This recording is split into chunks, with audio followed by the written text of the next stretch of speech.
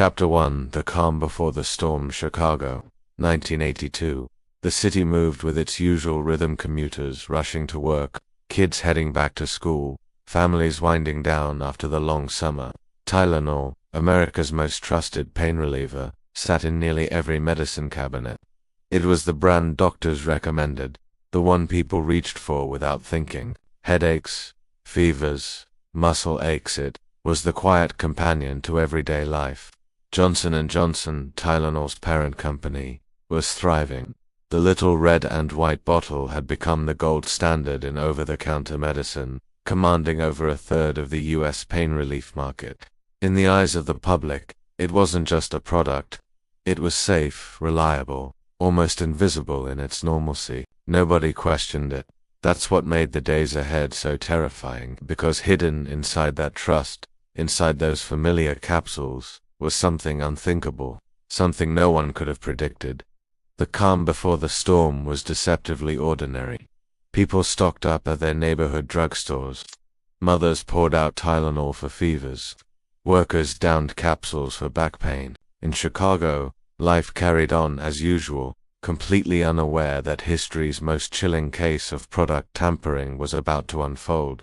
Within hours, ordinary homes would become crime scenes. Healthy people would fall without warning. Panic would ripple from one neighborhood to another, then across the entire nation, and the medicine everyone trusted most, the one thing sitting in nearly every household, would suddenly become a symbol of fear. The calm was already ending. The storm was on its way. Chapter 2: The first victims. On the morning of September 29, 1982, the ordinary turned tragic. In the quiet suburb of Elk Grove Village, Illinois, 12-year-old Mary Kellerman woke up with a runny nose and sore throat. Her parents gave her one extra-strength Tylenol capsule before school. Within hours, Mary collapsed in her bathroom. She was rushed to the hospital, but it was too late. The young girl was gone. That same day, across the Chicago area, a man named Adam Janus left work complaining of chest pains. He took Tylenol at home in Arlington Heights. Soon after, he too collapsed. Doctors initially thought it was a heart attack, but when Adam's brother Stanley and his wife Teresa gathered later to grieve, they reached for the same bottle of Tylenol Adam had used. Both swallowed capsules. Both would also be dead within hours. The tragedy was spreading, but at first no one connected the dots. Different towns, different families, ordinary people. By nightfall, though, the grim pattern began to take shape. More victims would soon follow, including Mary McFarland, a 31-year-old mother of two, and Paula Prince, a United Airlines flight attendant who purchased her Tylenol from a local pharmacy on her way home from work. 7 lives in total were claimed in just a matter of days, all from something as harmless seeming as taking a pain reliever. At first, the victims were described in simple, heartbreaking terms: good people who happened to reach for the wrong bottle. But behind the grief, a chilling realization was taking root. This wasn't a random illness, a coincidence, or bad luck. Someone had poisoned one of the most trusted medicines in the country, and no one was safe. The nation was about to wake up to a nightmare. Chapter 3: Panic in the city. Word spread quickly. Chicagoans woke to an invisible terror lurking in their medicine cabinets. Reports of sudden, unexplained deaths tied to Tylenol capsules began trickling into the news. Panic gripped the city, and with it, a creeping sense of distrust. Every home, every pill, every familiar routine now felt unsafe. Stores saw frantic customers rushing to return bottles. Families emptied cupboards, dumping Tylenol into trash bins, fearful of what might have been lurking inside. Pharmacies locked shelves. Doctors fielded panicked calls from patients who hadn't taken the capsules yet, but now worried about every routine headache or minor ache. Chicago was no longer calm. Meanwhile, investigators scrambled to understand the scope. Patterns emerged, terrifying in their simplicity. Ordinary people, all taking the same brand, all in the same region, all falling victim to the same poison. Authorities realized they were dealing with a deliberate act, a calculated attack on the unsuspecting public. The media fueled the fear. Headlines screamed warnings. Television anchors and newspaper editors described the deaths in stark detail, creating a wave of nationwide anxiety. Citizens were advised to check their bottles, but few knew exactly what to look for. Ordinary life had been suspended, replaced by an underlying dread. In homes across the city, parents clutched children a little tighter. Friends double-checked the capsules in medicine cabinets, and strangers eyed each other with suspicion. Chicago had become a city gripped by fear, and the ripple effects would soon reach far beyond Illinois. By the end of the first week, it was clear this wasn't a fleeting crisis. A faceless threat had disrupted the rhythm of daily life, and the hunt for answers, the search for justice, was just beginning. The storm that had started quietly in medicine cabinets had grown into a citywide emergency. Chapter 4. Investigators on the hunt. By early October 1982, Chicago's police and federal authorities were fully mobilized. The sudden, seemingly random deaths had revealed a terrifying pattern. Ordinary citizens, taken in their homes, struck down by a common over-the-counter product. The killer wasn't targeting individuals for personal reasons. This was a systematic, anonymous assault. Detectives combed crime scenes for clues. Capsules were analyzed, homes were searched, and pharmacies were questioned. Every detail mattered. Investigators meticulously traced Tylenol purchases, looking for anything that could identify a source. Packaging, manufacturing codes, and distribution channels became critical in piecing together the chain that led from factory to fatal capsule. The FBI joined the hunt, bringing forensic expertise and nationwide resources. They examined each victim's timeline, seeking the point where the poison had entered the supply chain. Interviews with family members, co-workers, and neighbors painted a grim mosaic of fear and confusion. Each death added pressure. Every lead brought more questions than answers. Meanwhile, the public was watching. Media coverage intensified, amplifying panic. Citizens demanded immediate action. Authorities urged calm while racing against time, knowing that any misstep could lead to further tragedy. Even as investigators made progress tracing the tampered bottles, the identity of the person behind the murders remained a mystery. Motive, method, and opportunity all pointed to someone who understood human trust and exploited it with chilling precision.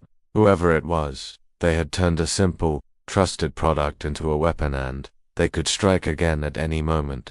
Chicago's investigators were now locked in a battle against an invisible enemy. Every lead mattered. Every capsule, every store, every shipment was scrutinized. The hunt was painstaking, meticulous, and relentless. And above all, it was a race against time to stop a killer who had already proven how deadly anonymity could be. This chapter keeps the tension high while showing the painstaking investigative process, perfect for a short video under 3 minutes. Chapter 5. The Tylenol recall. As the scope of the poisonings became clear, Johnson & Johnson faced a crisis unlike any in corporate history. By early October 1982, the company took the unprecedented step of recalling every bottle of Tylenol from store shelves. Nationwide, over 31 million bottles in total. It was a massive logistical effort, a demonstration of swift action aimed at saving lives and restoring public trust.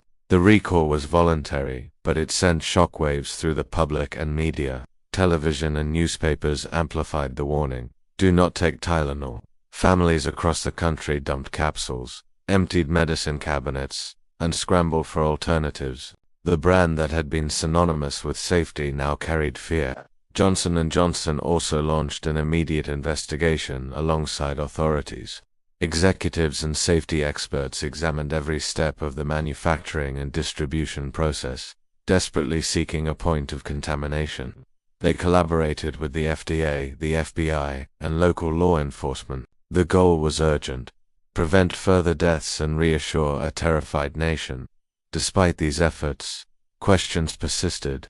How had the poison been introduced? Was it a single contaminated batch, or were multiple bottles targeted? Could the killer strike again? Every answer uncovered more uncertainty, and panic continued to mount. The recall itself became a blueprint for future product safety measures. It demonstrated corporate responsibility at its highest stakes, showing the world how far a company could go to protect the public. Yet, amidst the massive recall, the killer remained unidentified. and the very capsules meant to relieve pain had proven capable of ending lives. Chicago and the country at large were left on edge. Shelves were empty, families were cautious, and authorities worked tirelessly. The Tylenol recall wasn't just about removing medicine from stores, it was about buying time, slowing the killer, and giving investigators a fighting chance to uncover a method hidden within everyday trust. The storm of fear had reached its peak, but the mystery was far from solved. Chapter 6: Forensic Breakthroughs with a Nationwide Recall in Motion. Investigators turned their full attention to the forensics. Every capsule, every bottle, every shipment became a critical piece of evidence. Chemists in labs worked around the clock, analyzing Tylenol for traces of cyanide, the poison that had turned an ordinary medicine into a deadly weapon. The discovery of potassium cyanide in multiple bottles confirmed the investigators' worst fears. These were not accidental deaths. The poison had been deliberately introduced, a calculated act of murder designed to exploit trust. Forensic teams developed new methods to detect contamination, marking one of the earliest large-scale applications of forensic toxicology in product tampering cases. Authorities painstakingly traced the distribution of tampered bottles, mapping their journey from manufacturer to pharmacy. Patterns emerged, revealing that the killer had targeted specific stores in the Chicago area, demonstrating knowledge of both logistics and human behavior.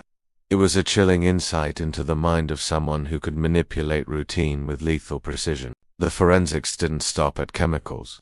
Investigators analyzed fingerprints, packaging, and shipping records. They interviewed store clerks, delivery drivers, and manufacturers' employees. Every clue had to be pieced together meticulously. One misstep could allow the killer to strike again. The breakthrough came when scientists confirmed that the cyanide had been introduced after manufacturing, a deliberate act by someone outside the production line.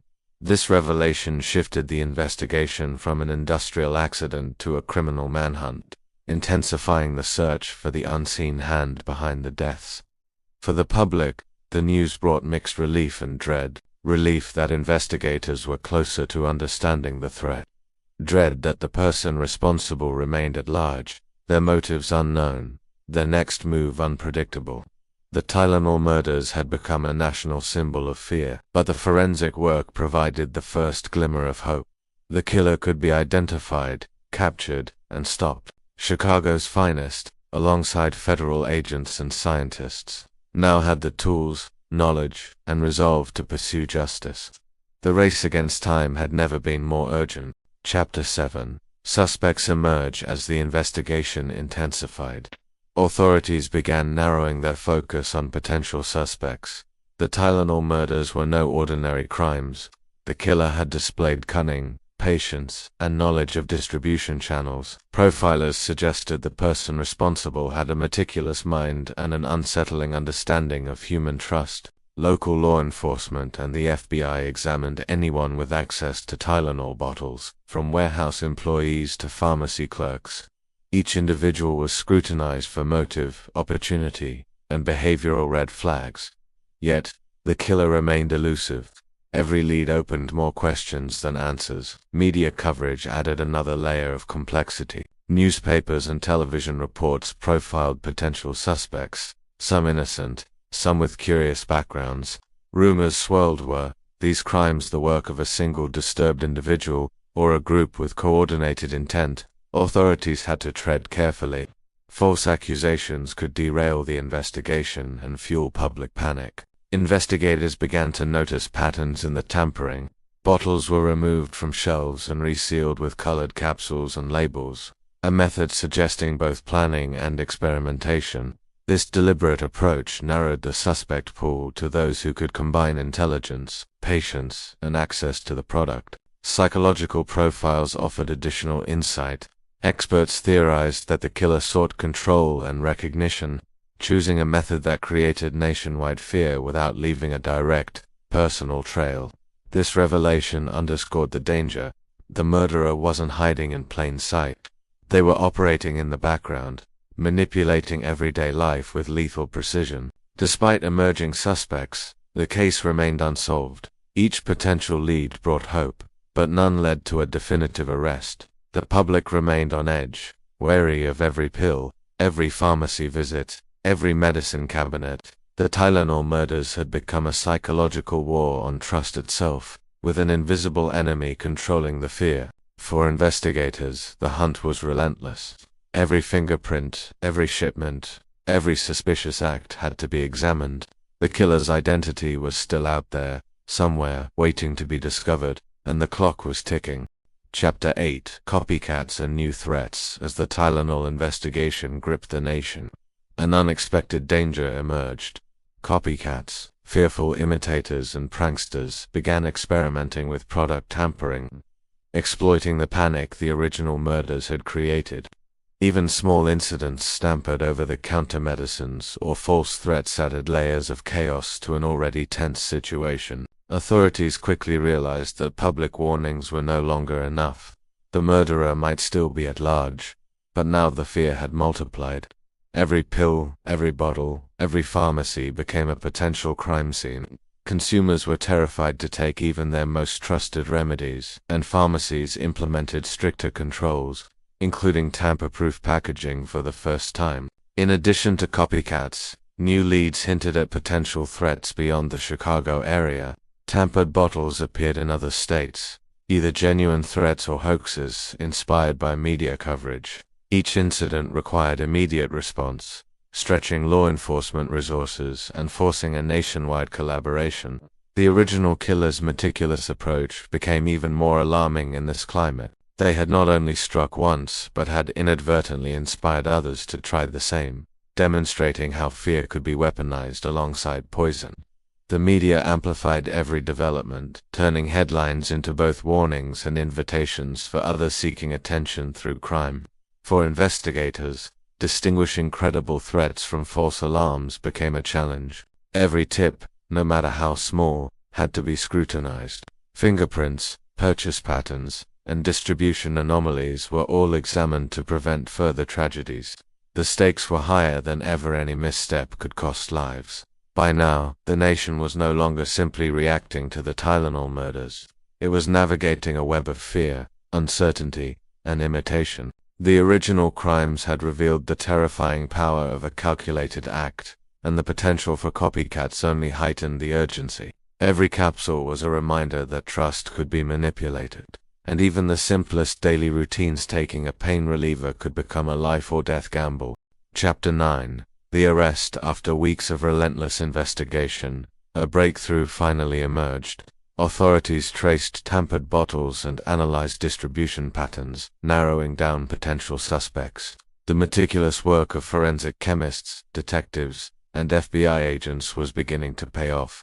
In late October 1982, a lead took investigators to James W. Lewis, a 29-year-old man with a troubling history and a connection to the region's Tylenol distribution. Lewis had previously attempted extortion against Johnson & Johnson, threatening to poison Tylenol capsules unless the company paid him $1 million. His behavior, coupled with access and knowledge of the product, made him a person of interest. Armed with evidence and psychological profiles, authorities moved carefully. They conducted interviews, monitored activities, and collected additional documentation to build a strong case. Every action had to withstand scrutiny. The killer's anonymity had been his greatest weapon, and law enforcement could not afford mistakes. While Lewis was eventually convicted of extortion, it was determined that he was not the perpetrator of the poisonings themselves. Nevertheless, his arrest highlighted the dangers of exploiting fear and demonstrated how closely investigators were able to follow leads and track potential threats. The arrest and its outcome brought mixed emotions to the public. Relief came from seeing progress, but anxiety lingered because the true murderer remained unknown. Families of victims, investigators, and citizens across the nation continued to wait for justice, aware that the killer had struck with chilling precision and had so far eluded capture. This moment in the case underscored both the complexity and fragility of the investigation. Every detail, from forensic analysis to suspect interviews, mattered. The search for the true Tylenol murderer continued, as authorities combed through every clue. determined to prevent further deaths and restore public confidence in a trusted household product.